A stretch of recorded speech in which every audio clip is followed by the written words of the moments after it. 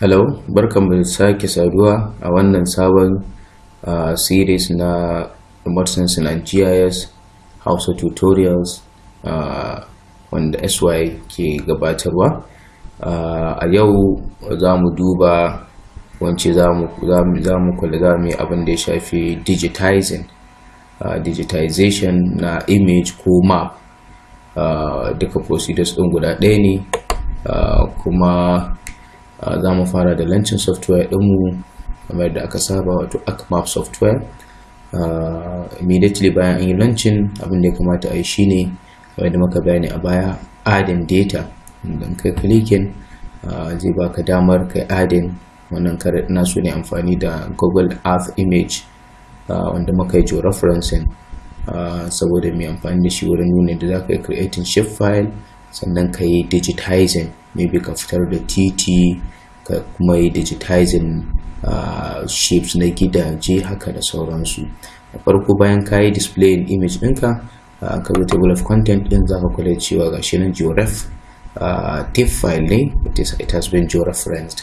So next is you see from this image you can see that we have some network of roads as well as buildings, wanda su ne predominantly abin da yake a kan image din. So ina so zan amfani da polygon tare da line shape files ne, demonstrating yadda za ka yi amfani da su wurin abin da ya shafi digitization. Firstly, you go to App Catalog and then browse through, find out where your data is, or where you want to save the data you are using for your work. In this case, muna amfani ne da folder ta E-drive wacce a cikin ta muke gabatar da wannan tutorials din na Hausa. So I would right click on this place and then say na je shapefile, na creating new shapefile. Kuma nan I will start by road network. I will start by the network of road, wanda shi zan fara digitizing. So na sai na canja shi, sai na mai da shi polyline. Sannan as usual, projection system, let me use the projected coordinate system, UTM.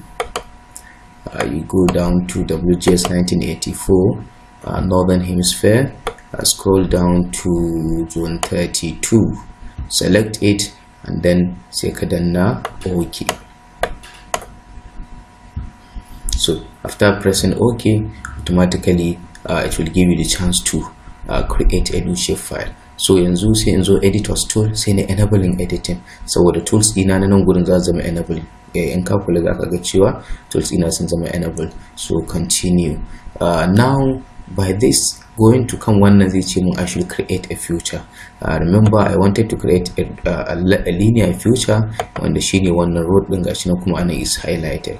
So idan ka zo kan nan, immediately zaka kuso ɗinka ya koma X, meaning it's giving you the chance to digitize. It is always advised that in zaka digitizing images ɗinka ko zaka making digitization, kai zoom in to a very close level so that you can see clearly what you are trying to digitize. This is always advisable. Now I can use the palm to navigate and see where should I start my digitization from. So I want to start from digitizing the major road and then use the directions up and down in order to navigate. So now remember I have clicked on this and then it is still the cross. So you sai ka zo daidai kan farkon tick din gurin da ya kamata a ce road din kai fara, sai kai clicking so daya, sannan you move carefully. Please sai ka kula da breakings, yanayin breaking na titi. Wani lokaci za ka iya samun titi yana da kwana-kwana, to ba lai yana nufin za ka tafi straight bane ba. So you have to be able to create a number of vertices. Waɗannan points ɗin da suke a tsakanin farkon layin da ƙarshen su muke cewa vertices, wanda za ka yi amfani da wannan. Yanzu ina danna arrow ne na ƙasa, shift arrow na ƙasa, shi zai bani dama ne sama ne ƙasa, sannan kuma na gefe. Da aka in ka kula za ga image ɗin yana yin gefe, kuma yana yin sama, yana yin ƙasa. So it all depends. Za ka yi amfani da shi, kuma za ka yi amfani da kuso ɗinka kai dragging image ɗin. A ganin is more straight. Sannan sai in ƙara jansa shi ma haka, daga dama sai in danna ƙasa sosai, matsa haka sosai using this direction navigation keys, wanda suke daidai kasan shift key a jikin computer ka. wanda zai kawo har ƙarshen wannan line. Mutum da cewa in ka zo ƙarshe double clicking za ka yi shi kenan, wato na gama da wannan titin kenan. Sannan zan iya fara ɗaukar wani daga nan gurin zuwa nan. A gani misali shi ma ne clicking haka ya haɗe da wannan, sai na kawo shi kan wannan.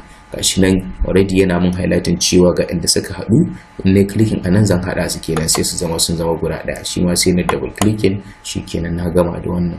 To haka zan ci gaba da yi har sai na fitar da duka titunan da suke suka zama displayed a wannan image din. Zan kula da cewa wannan ashe ba farkon sa bane ba, amma shi ma zan iya zuwa na hada su.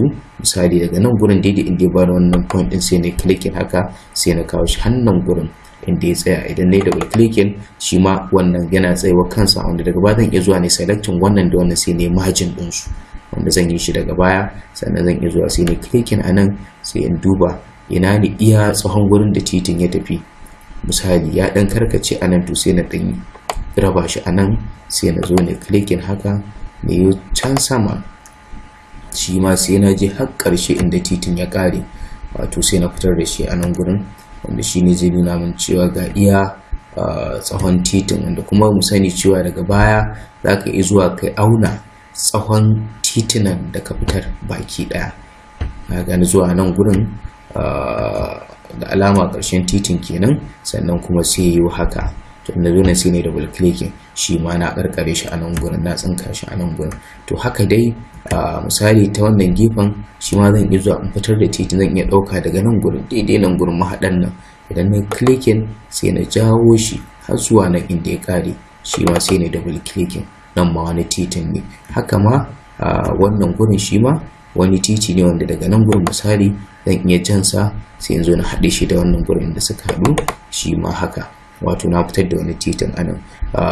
Wannan ma wani layin ne wanda kake gani haka inda gidaje suke wannan. Shi ma da alama a nan wuraren titin ya ƙare, wanda shi ma in ne haka na fitar da wannan layin. Shi ma zan iya zuwa nan gurin inda da ɗauka sai na fitar da shi har zuwa inda ƙarshen layin ya tsaya. Shi ma nan na fitar da wani layin. Haka dai zan yi wa kusan duka ɓangarorin cikin image ɗin da yake amfani da shi saboda na samu na fitar. Yanzu misali shi ma da kan nan na kawo shi nan gurin daidai kan nan gurin, kaga shi ma nan na fitar da wani titin. Bari mu gani ko akwai wani a nan ƙasa shi ma.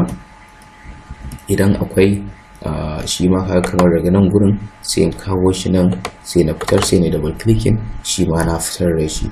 To haka dai mu za ka iya yi har sai ka tabbatar da cewa duka titunan a wannan anan shi ma anan ya ƙare ba. Yawwa, to kaga shi ma ne haka na kawo shi na haɗe shi daga nan gurin. Shi ma sai na jawo sai na kawo shi nan sai na haɗe shi. So za ka iya haka. You can also, in case of titin da suka tsitsinke, za ka iya snapping ko kuma kai margin ɗinsu. Misali in na gama sai na zo nan sai na click on save edit, zai ba ni option in ce yes save. So in na buɗe attribute table ɗina, table of content ɗina, zan ga attribute ɗin titin. In na ga dama zan yi ƙara masa thickness so da na gan shi ya fito ɓaro-ɓaro.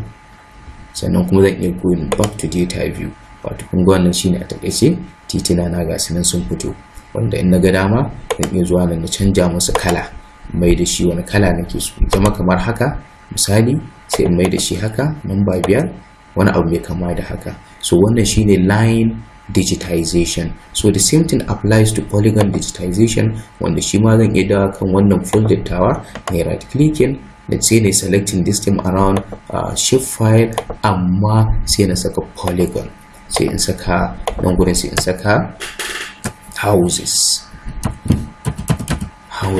Shi ma sai in tafi saka masa coordinate system, projected coordinate system kuma na saka wancan. Sai in zo UTM, shi ma na dragging, sai na dawo na mai na saka northern hemisphere. Har manta Kano is within 32 degrees north, wanda in na selecting haka sai na zo sai na danna OK.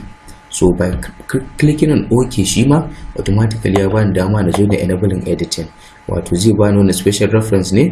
Akwai bambanci saboda shi Google Earth image din is in geographic projection system, while shapefile din nayi su a projected coordinate system, sai sa wannan yake tahowa ya prompting dina, wanda later na ga dama zan iya mai da Google Earth din ya koma projected coordinate system so da a samu agreement, ko kuma su shapefiles din gaba daya zan iya convert din su da videos din na gaba za su yi bayani, zan iya convert din su mai da su geographic coordinate system ta yadda zai daina kamun wannan notice din. So yanzu zan iya clicking on create, sai na zo na selecting houses, gashi na already yana polygon din da zan yi. It is always advisable kamar na faɗa daga farko ka dan yi zoom in saboda ka ga shape din abin da kake so zaka yi digitizing. Zaka yi dauko pan sai ka dinga dan navigating. Misali wannan gidan nake so in fitar da shi, kamar yadda na faɗa nan houses na riga gashi na ya riga ya zo, zai bani dama misali sai na zo sai na clicking a kwana din farko, sai na zo kwana na biyu, sai na zo kwana na uku, sai na zo kwana na hudu, na double click shi kenan na fitar da wannan gidan. So the same thing applies to shi ma wannan, na zo kwana farko, sai na zo kwana ta biyu, sai in koma kwana ta uku, sai na je kwana ta hudu, na fito na double clicking shi ma na fitar da wannan gidan. Zan iya daukar pan dina sai na dan yi navigating da motsa yanzu misali ga wani nan mai fadi, shi ma the same thing, in na zo gashi nan already selected, sai na zo ne clicking a kwana farko, ka tafi kwana ta biyu, da tafi kwana ta uku, tafi kwana ta hudu, sai na double clicking na fitar da wannan. Ga wani dogon gini nan shi ma sai ne haka da kan nan gurin, sai na double clicking shi ma na fitar da shi. Ga wani nan shi ma ne haka, sai ne haka, sai na dan motso kasa haka saboda in ga wannan gaba ɗayan sa, sai na zo nan karshen sa, sai na double clicking. Afwan, to yanzu misali ka saba irin wannan kuskuren, ya zaka yi? Zaka iya cire shi ko ba zaka iya cire shi ba? In ka ga ma zaka iya cire shi ta hanyar zai nuna ma attribute table din.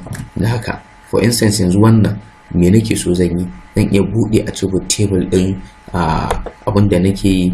Misali na yi saving, misali na yi saving edit, ko kuma na gama kafin na saving edit zan iya bude attribute table din nashi kai tsaye. Za ka ga cewa wannan wanda ne kuskure akai gashi nan shine wannan wanda ya zama selected din, wanda ya zama highlighted din nan, wanda yake shine na hudun da nake kokarin yi.